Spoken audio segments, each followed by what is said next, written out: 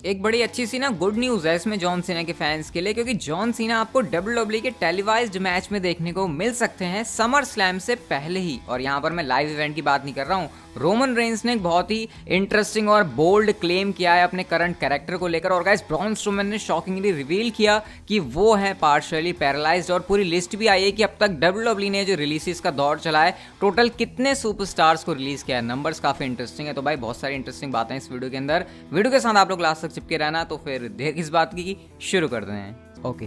Hello chatters, my name is Rohit and you are watching Wrestle Chatter. सबसे पहले तो हम लोग बात कर लेते हैं स्मैकडाउन की व्यूअरशिप के बारे में। तो गाइस लास्ट वीक जो स्मैकडाउन की व्यूअरशिप थी वो 2 मिलियन से नीचे रह गई थी, जो कि स्मैकडाउन के स्टैंडर्ड्स के हिसाब से बेकार है। वो थी 1.909 मिलियन व्यूअर्स। लेकिन इस हफ्ते की बात करें तो गाइस यहाँ पर जो जंप है वो काफ़ी ठीक ठाक सा है, क्योंकि 7.2% का जंप यहाँ पर आता है। और इस हफ्ते जो व्यूअरशिप मिली है स्मैकडाउन को वो है 2.047 मिलियन व्यूअर्स। तो ये काफ़ी सही लग रहा है कि स्मैकडाउन जो है 2 मिलियन के आसपास अपने आप को मेंटेन करके रख पा रहा है। हालांकि मैंने एक्सपेक्टेशन रखी थी कि अब जॉन सीना आ गए हैं, क्राउड आ गया है, तो शायद क्राउड भी एकदम से ना मतलब वो टेलीविजन पर देखने वाले लोग एकदम से वापस आएंगे। वो नहीं हुआ। लेकिन हाँ, ग्रेजुअली हम कह सकते हैं कि ठीक है स्मैकडाउन की गाड़ी जो है ट्रैक पर है। क्योंकि दूसरी तरफ अगर हम देखें रेड ब्रांड के ऊपर तो भाई वहाँ पर तो मामला कुछ अलग ही चलता है। अगली स्टोरी की तरफ गाइस हम लोग चलते हैं। और एनएक्सटी के बारे में गाइस एक बहुत ही मेजर अपडेट है, इसको ध्यान से सुनना। डब्ल्यूडब्ल्यूई अब तक एनएक्सटी को, आपको पता है जब एनएक्सटी की शुरुआत हुई थी तो उसको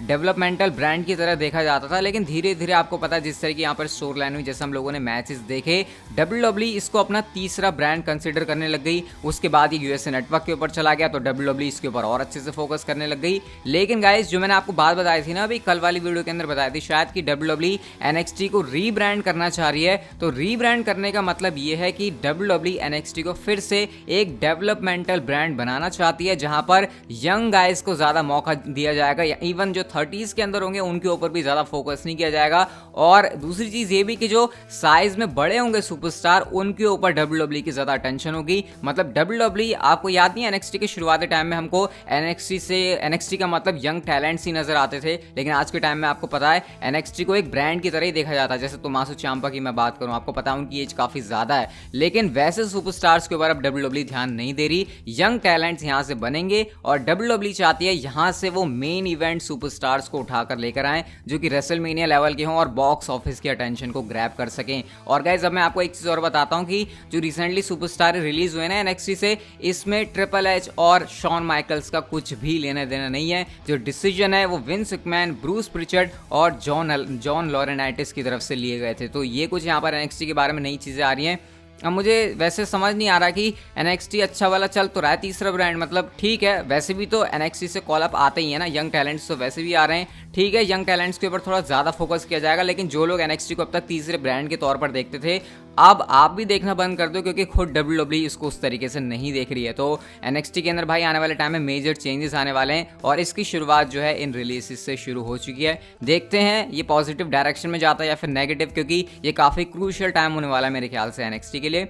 चलो हम लोग अपनी अगली अपडेट के ऊपर चलते हैं और बात करते हैं ड्रू मैकिंटायर जिंदर महाल की जो फ्यूड चल रही है उसके बारे में। तो गाइस स्पेशली डब्ल्यूडब्ल्यूई इंडिया के जो डिजिटल प्लेटफॉर्म है उसके ऊपर हमको जिंदर महाल, वीर और शैंकी की तरफ से एक वीडियो देखने को मिलती है जो कि स्पेशली डब्ल्यूडब्ल्यूई यूनिवर्स इंडिया के लिए थी। यहाँ पर वो हिंदी में भी बात कर रहे हैं और बता रहे हैं कि कैसे ड्रू मैकिंटायर ने जो किया है उसका वो बदला जरूर लेंगे। यहाँ पर जो वीर हैं आपको पता है वो राजपूत हैं, तो वो कह रहे हैं कि वो राजपूत वॉरियर हैं, शैंकी सिख वॉरियर हैं और इनसे पंगा लेना कभी भी अच्छा नहीं होता। तो ऐसा लग रहा है कि डब्ल्यूडब्ल्यूई ने थोड़ी सी चाहती है कि जो इंडियन फैंस हैं वो सपोर्ट में आए, भले वो हील सुपरस्टार ही क्यों ना देख रहे हो टेलीविजन के ऊपर। लेकिन ऑन दी अदर हैंड हमको क्या देखने को मिल रहा है कि जो इंडियन लोग हैं, मैं देख रहा था ऐसे सोशल मीडिया के ऊपर, वो यही कह रहे हैं कि भाई ये तुम क्या करते रहते हो, तुम इंडियंस को हमेशा इतना डरपोक क्यों दिखाते हो। वेल ये एक स्टोरी लाइन का पार्ट होता है, तो अगर आप उस हिसाब से देखो तो फिर ऐसा कहना बनता नहीं है। लेकिन मैं भी ये चीज़ देखकर डिसअपॉइंट हुआ कि भाई तुम इनको जायंट्स की तरह दिखा रहे हो, जायंट्स की तरह लेकर आए हो, तो फिर ऐसे मार मूर के भगाने वाला और ड्रू मैकिंटायर से डर के भाग जाना। हाँ, ड्रू मैकिंटायर बड़े हैं तो वो मुझे थोड़ा सा अजीब जरूर लगा। तो देखते हैं अभी समर स्लैम तक इनकी जो फ्यूड है वो कैसे चलती है और क्या इंडियन वॉरियर्स करके जो डब्ल्यूडब्ल्यूई ड्रू मैकिंटायर के सामने बता रही है इनको, ये कुछ वैसा प्रूव कर पाते हैं या फिर नहीं। नेक्स्ट बात करते हैं हम लोग डब्ल्यूडब्ल्यूई के रिलीजेस के बारे में। तो जब से कंपनी के अंदर रिलीजेस का दौर शुरू हुआ है, आपको पता है 2020 से, जिसको डब्ल्यूडब्ल्यूई ने बजट कट्स का नाम दिया, ये 2021 तक चल रहा है। अगर मैं आपसे कहूँ कि भाई एक बार आइडिया लगाओ कि कितने सुपरस्टार्स रिलीज हुए होंगे अब तक, तो शायद आप आप मेरे ख्याल से कम ही सोचोगे नंबर, लेकिन जो नंबर्स हैं वो ज़्यादा हैं। और गाइस टोटल 119 सुपरस्टार्स हैं जो कि ये पूरा जो सीन चल रहा है रिलीजेस का तब से रिलीज हुए हैं। पूरी लिस्ट आप लोग यहाँ पर इस समय अपनी स्क्रीन के ऊपर देख सकते हो। इसमें कुछ एक नाम आपको ऐसे दिखेंगे जिन्होंने खुद WWE से रिलीज मांगा था, तो वैसे नहीं था कि इनको निकाला WWE कंपनी ने खुद से, जैसे कायरी सेन भी यहाँ पर एक नाम है। लेकिन फिर भी कुल मिला के ये जो पूरा दौर चला इस दौरान 119 सुपरस्टार WWE ने अपनी कंपनी से रिलीज कर दिए। भाई साहब 119 सुपरस्टार्स में तो एक पूरी नई कंपनी खड़ी हो जाती है, और WWE ने इतने सुपरस्टार्स को निकाल दिया है, तो ऑब्वियसली उन्होंने बजट कट काफ़ी तगड़ा कराया और इससे डेफिनेटली उनको फ़ायदा तो पहुंचा ही होगा। और अभी तो ये 119 है भाई, अगले साल जाके ये कहीं 219 ना हो जाए, क्योंकि जिस तरीके से WWE के अंदर अभी भी माहौल चल रहा है, गर्म है कि और रिलीजेस आने वाले हैं, मुझे लग रहा है भाई ये नंबर्स अभी इतनी जल्दी तो नहीं रुकने वाले। नेक्स्ट स्टोरी की तरफ गाइस हम लोग चलते हैं, और ब्रॉन स्ट्रोमैन ने इंस्टाग्राम के ऊपर एक बड़ी शॉकिंग बात रिवील करी, जिसे जानकर मैं तो भाई शॉक हो गया।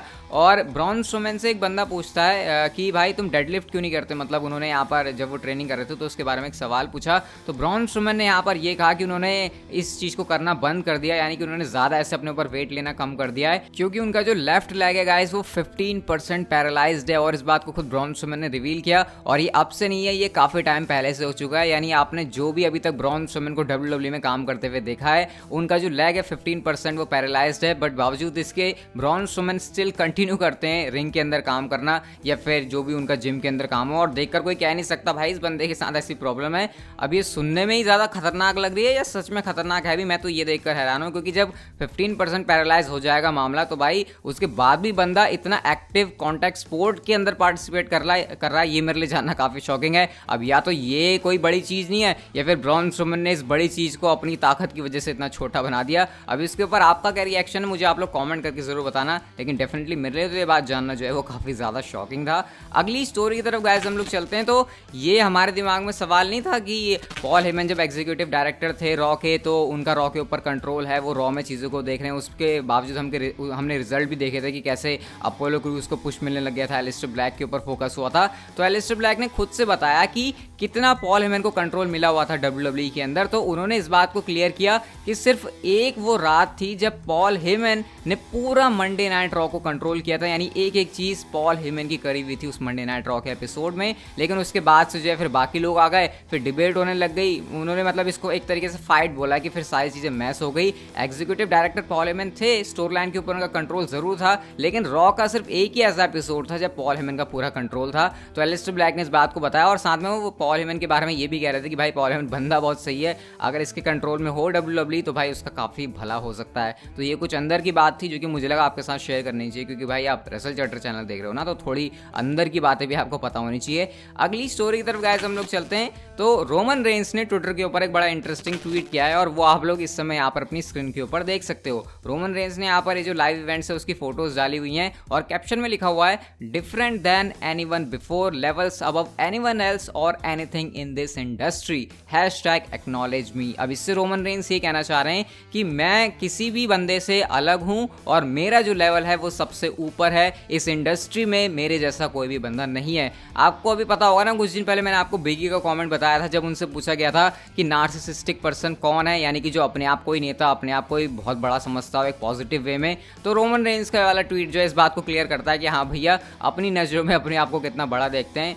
और जब तुम्हारे कंधों में वर्ल्ड टाइटल होता है WWE का, तो भाई ये वाली बात कहना तुम्हारे ऊपर काफी सूट भी करता है। तो ये एटीट्यूड रोमन रेंस का देख के काफी पसंद आया, और ये जो एटीट्यूड है ना वो उनकी स्टोरी लाइन में भी जो है काफी ज्यादा हेल्प करता है। हम लोग चलते हैं गाइस अपनी नेक्स्ट फाइनल स्टोरी की तरफ, और जॉन सीना के बारे में बात करते हैं। तो गाइस जॉन सीना आपको पता है इस हफ्ते तो स्मैकडाउन के एपिसोड में हमको देखने को मिले नहीं, स्मैकडाउन के बाद वो आए थे, उसकी वीडियो मैंने बनाई थी, अगर आपने देखी होगी तो आपको पता होगा। लेकिन गाइस WWE ने अगली स्मैकडाउन के एपिसोड के लिए ऑफिशियली अनाउंस कर दिया है कि जॉन सीना आपको शो के ऊपर देखने को मिलेंगे। और इतना ही नहीं गाइस, WWE टीज भी कर रही है जॉन सीना और फिन बैलर के मैच को स्मैकडाउन के लिए, तो पॉसिबली आपको अगली स्मैकडाउन के एपिसोड में जॉन सीना एक्शन में देखने को मिल सकते हैं। वैसे तो लाइव इवेंट्स के अंदर जॉन सीना काम कर ही रहे हैं, लेकिन ये जॉन सीना का हो सकता है इतने महीनों में पहला टेलीवाइज टेलीवाइज्ड मैच बन जाए जो कि स्मैकडाउन पर हो उनका फिन बैलर के साथ।